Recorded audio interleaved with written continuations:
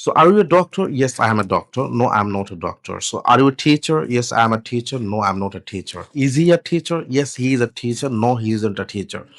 Are the doctors? Yes, they are doctors. No, aren't they doctors? Are we farmers? Yes, we are farmers. No, we aren't farmers. ওকে। আমাদের সবচাইতে সমস্যা কোন জায়গায় জানেন? সবচাইতে বড় সমস্যা হচ্ছে if you wanna speak just you have to keep practicing and you have to practice. যদি আপনি স্পিকিং করতে চান, স্পিকার হতে চান, আপনাকে কিন্তু প্র্যাকটিস করতে হবে। সবচাইতে গুরুত্বপূর্ণ। কিন্তু আমাদের সমস্যা হচ্ছে আমরা প্র্যাকটিস করতেই চাই না। অথবা এমন হতে পারে যে আমরা কিভাবে প্র্যাকটিস করব সেই প্র্যাকটিসটাই বুঝি না। মানে আসলে পদ্ধতিটা কি?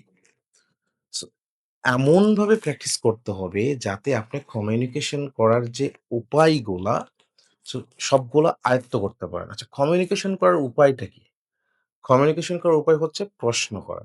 You have to ask question এবং সেটার প্রপারলি অ্যান্সারটা দেওয়া। সো প্রশ্ন আমরা ২ ধরনের জানি। একটা হচ্ছে ইয়েস নো কোয়েশ্চেন আরেকটা হচ্ছে ইনফরমেটিভ বা WH question. So what is the yes no question? So yes no question হচ্ছে যেটা আমরা ইয়েস বা নো দিয়ে করতে পারি। দ্যাট মিনস যেই সকল কোয়েশ্চেন গুলো অক্সিলারি ভার্ব দ্বারা হয়। যেমন are you a doctor?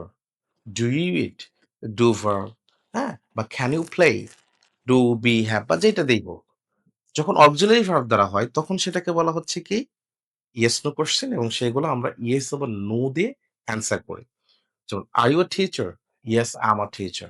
No I am not a teacher. So do you play? Yes I play. No I don't play. দেখেন এইগুলো প্রশ্নগুলো কিন্তু ইয়েস অথবা নো দিয়ে করা যাচ্ছে। ইনফরমেটিভ কোয়েশ্চেনটা কি? ইনফরমেটিভ কোয়েশ্চেনটা হচ্ছে যেইটা দিয়ে আপনার থেকে ইনফরমেশন নেওয়া হয় বা ডব্লিউএস কোয়েশ্চেন যেগুলা। ঠিক এইগুলো অক্সিলারি ভার্বের পূর্বে যদি ডব্লিউএস ওয়ার্ড গুলো দেওয়া হয় তাহলে সেই ক্ষেত্রে ইয়েস নো কোয়েশ্চেন থেকে এটা ইনফরমেটিভ কোয়েশ্চেন হয়ে যায়। আপনি এই বইয়ে ডিটেইলস পাবেন। আমার যেহেতু ১২ বৎসরের অভিজ্ঞতা, এই দীর্ঘ সময় ধরে স্টুডেন্টদের কিভাবে পড়াচ্ছি, কিভাবে কি সবকিছু ধরতে গেলে এটা আমার কোর্স ম্যাটেরিয়ালস। ওকে। সো যেমন why do you eat rice? তুমি কেন ভাত খাও?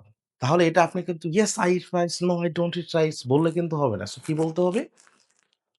I eat rice because I feel hungry. Clear? আমার ক্ষুধা লাগে তাই আমি ভাত খাই। That could happen. আরো অন্যভাবে উত্তর দিতে পারেন। Why do you play? তুমি কেন খেলো?